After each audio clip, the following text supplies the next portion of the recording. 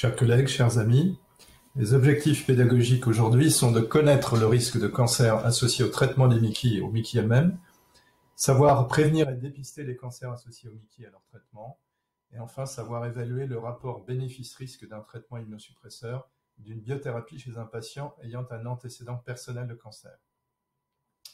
Tout d'abord, rappelons que les personnes qui vivent avec une Mickey sont d'abord des individus de la population générale à risque de cancer sporadique.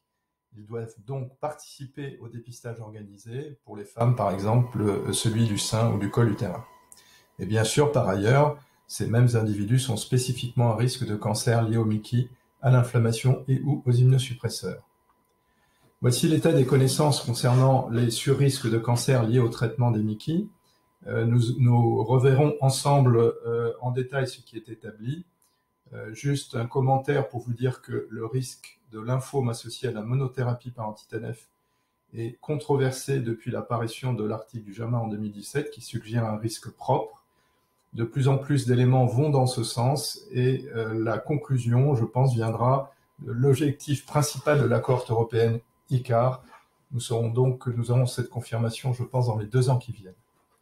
Enfin, rappelons que les risques associés au méthotrexate, à l'ustekinumab, au vedolizumab et au tofacitinib sont encore inconnus au cours des Mickey.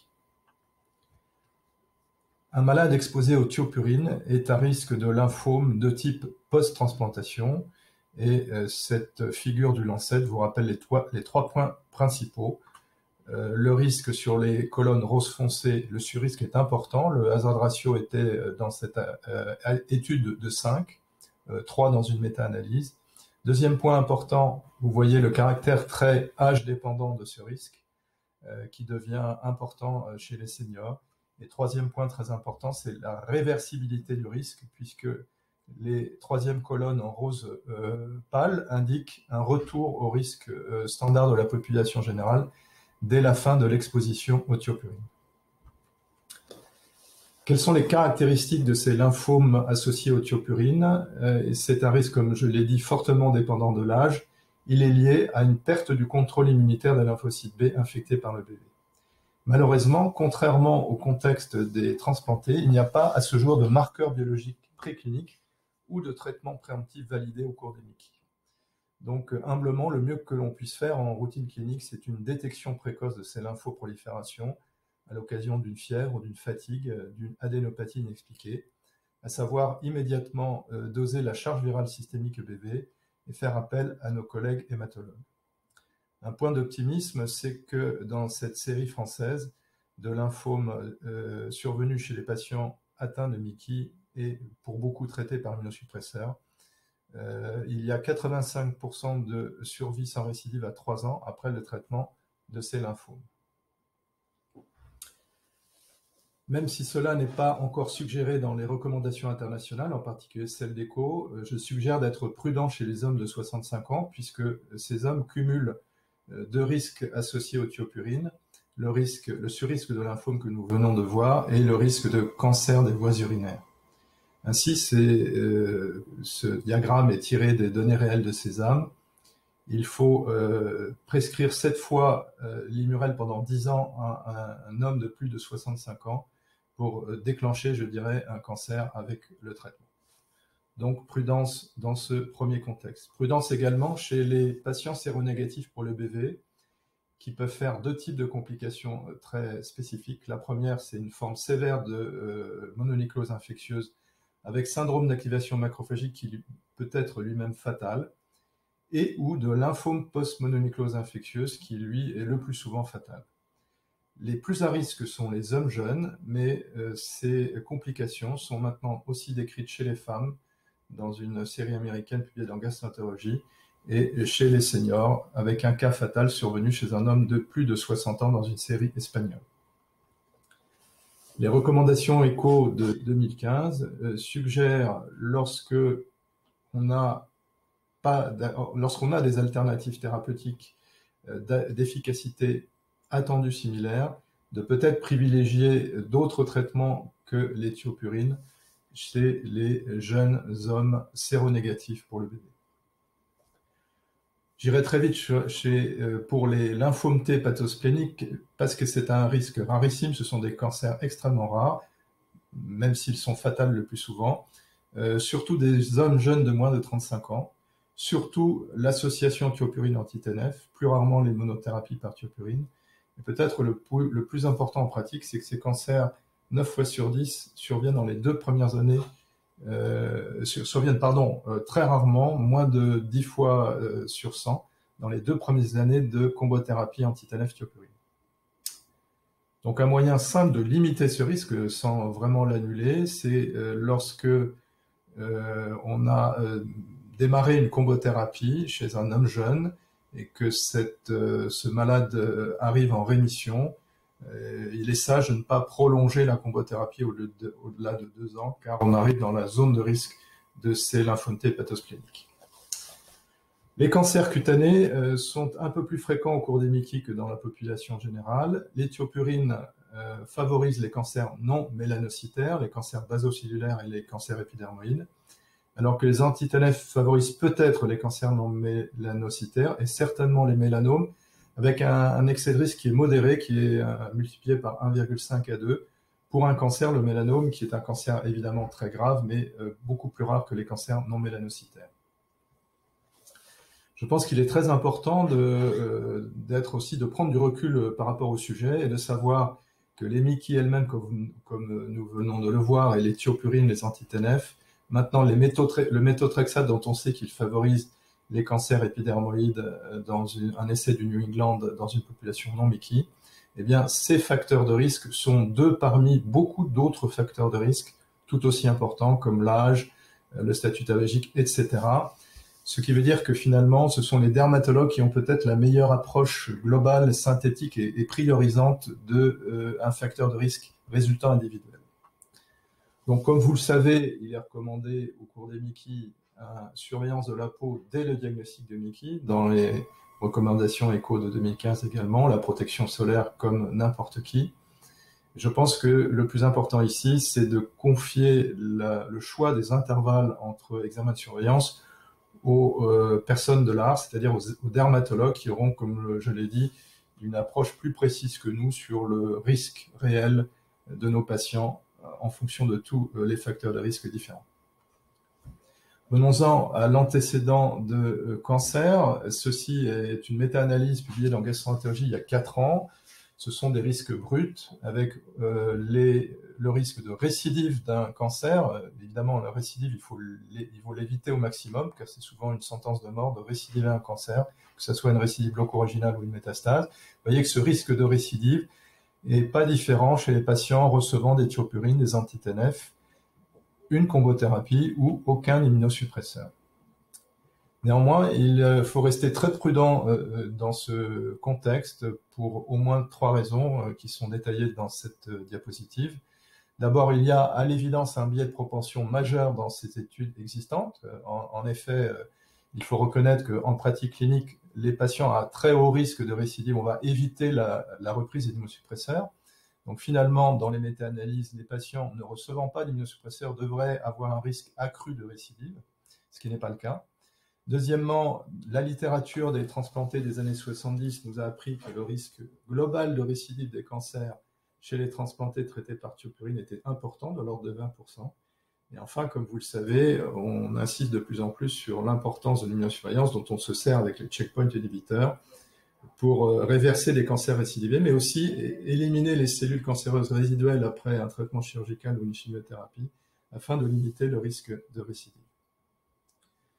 Sur cette série d'arguments, il est recommandé en 2015, lorsqu'on a un risque de récidive notable, d'essayer de ménager une pause au moins de 2 ans avant la reprise des immunosuppresseurs, en étendant cette période de précaution à 5 ans si le risque de récidive est intermédiaire ou élevé.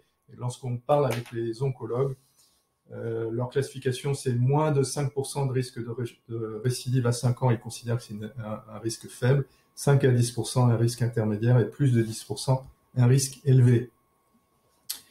Donc les points importants dans ce chapitre, c'est que l'oncologue est l'expert pour déterminer le risque individuel de récidive. Il faut vraiment insister auprès de lui pour connaître ce risque qui va être dans l'algorithme décisionnel la base de la décision de reprendre ou non les immunosuppresseurs ou de les continuer.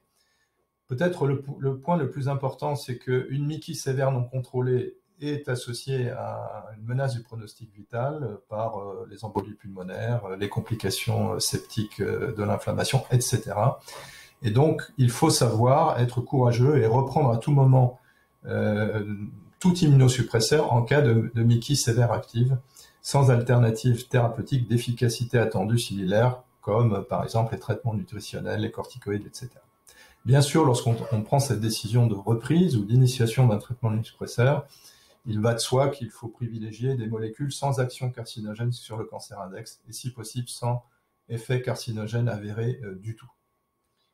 Passons à l'adénocarcinome de l'intestin grêle pour vous montrer que ce risque sur l'ensemble de la vie est très faible, moins de 1% dans la population générale. Il est également très faible chez les malades qui ont une colite de Crohn ou une rectocolite hémorragique.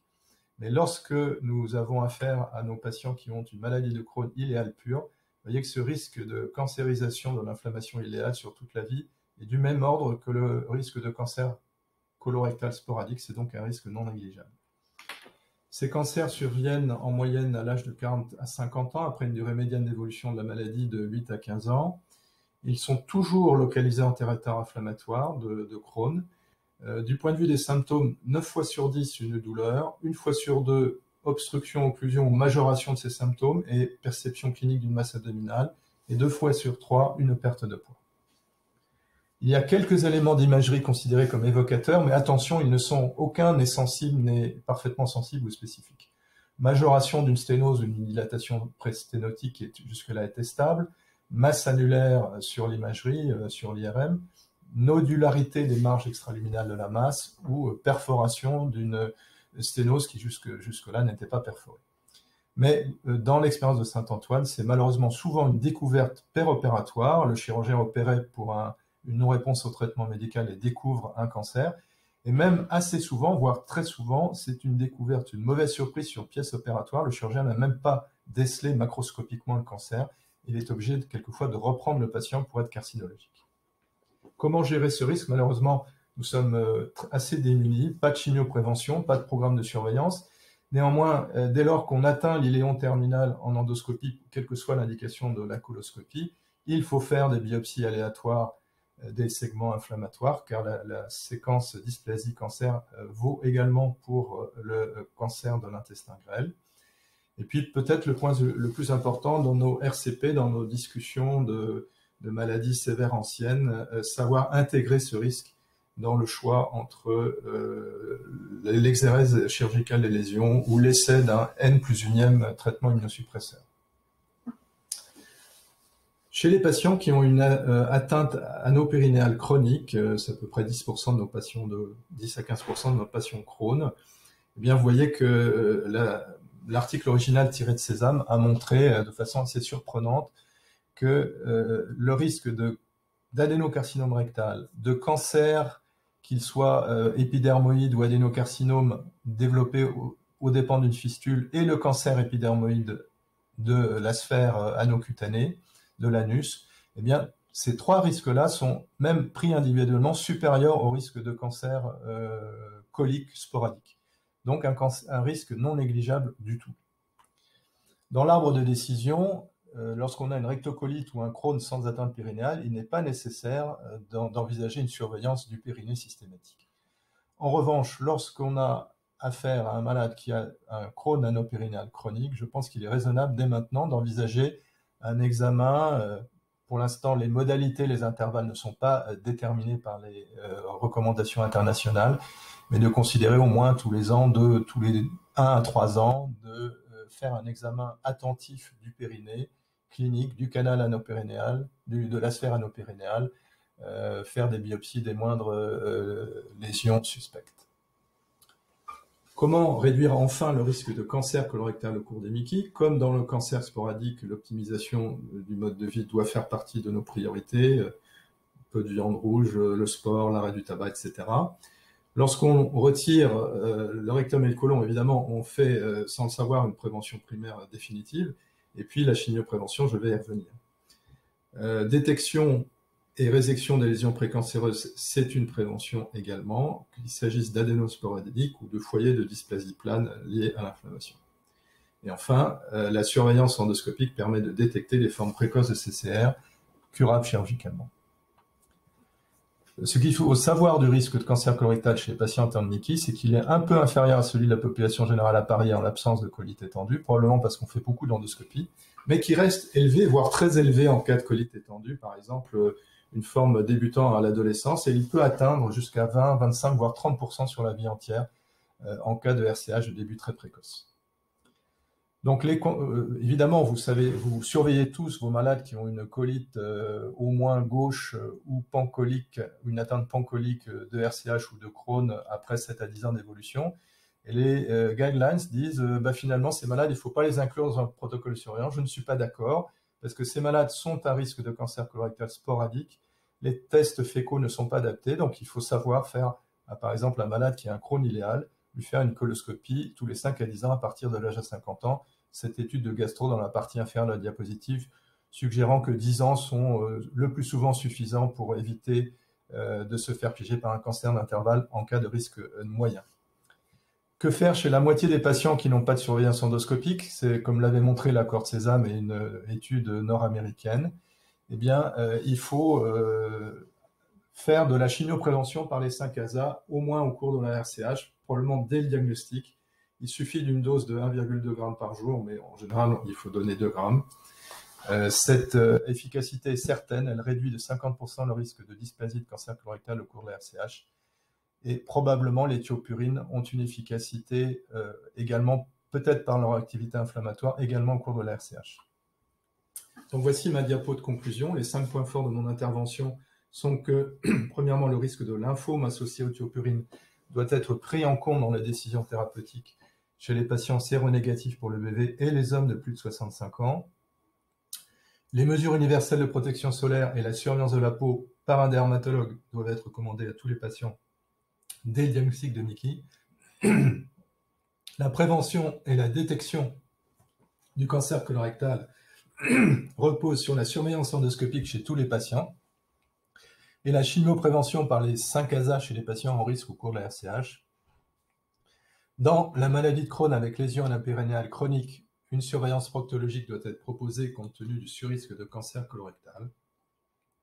Et enfin, chez les patients qui ont un risque significatif de rechute de cancer, une pause dans l'utilisation des immunosuppresseurs est conseillée, sauf en cas de Miki sévère, sans alternative thérapeutique d'efficacité attendue similaire. Et je vous remercie beaucoup pour votre attention.